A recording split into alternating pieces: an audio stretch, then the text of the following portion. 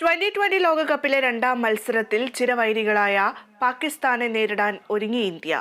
വൈകിട്ട് 8 മണിക്ക് ന്യൂയോർക്കിലെ നാസോ കൗണ്ടി സ്റ്റേഡിയത്തിലാണ് മത്സരം. ബൗളർമാരെ പിന്തുണയ്ക്കുന്ന പിച്ച് മികച്ച പേസ് നിരയുള്ള പാകിസ്ഥാന് അനുകൂലമായേക്കുമെന്നതാണ് ടീം ഇന്ത്യയുടെ ആശങ്ക. ആദ്യ മത്സരത്തിൽ അയർലൻഡിനെതിരെ നാസോ കൗണ്ടി സ്റ്റേഡിയത്തിൽ നേടിയ വിജയത്തിന്റെ ആത്മവിശ്വാസവുമായാണ് ടീം ഇന്ത്യ പാകിസ്ഥാനെതിരെ കളിക്കാനെത്തുന്നത്. അതേസമയം സൂപ്പർ ഓവറിലേക്ക് നീങ്ങിയ ആദ്യ മത്സരത്തിൽ അമേരിക്കയ്ക്കെതിരെ പരാജയമായിരുന്നു പാകിസ്ഥാന്റെ ഫലം.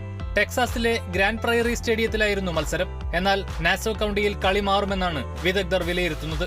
ബൌളർമാരെ അകമഴിഞ്ഞ് പിന്തുണയ്ക്കുന്ന പിച്ചാണ് നാസോ കൗണ്ടിയിലേത്. അപകടകരമായ ബൗൺസറുകളും പിച്ചിലെ വിണ്ടുകീറലുകളും ബാറ്റർമാർക്ക് തലവേദനയാവുകയാണ്. ഇത്തവണ ഇവിടെ അരങ്ങേറിയ 6 ഇന്നിംഗ്സുകളിൽ 4ലും സ്കോർ 100 കടന്നില്ല. ബാറ്റർമാരുടെ കുരുതിക്കളമായി പിച്ച് മാറുകയാണ്. ഈ സാഹചര്യത്തിലാണ് മികച്ച പേസ് നിരയുള്ള പാകിസ്ഥാനെതിരെ ഇതേ പിച്ചിൽ ഇന്ത്യ ഇറങ്ങുന്നത്. പരമ്പരാഗതമായി പേസ് ബൌളിംഗ് ആണ് പാകിസ്ഥാന്റെ പ്രധാന ആയുധങ്ങളിലൊന്ന്.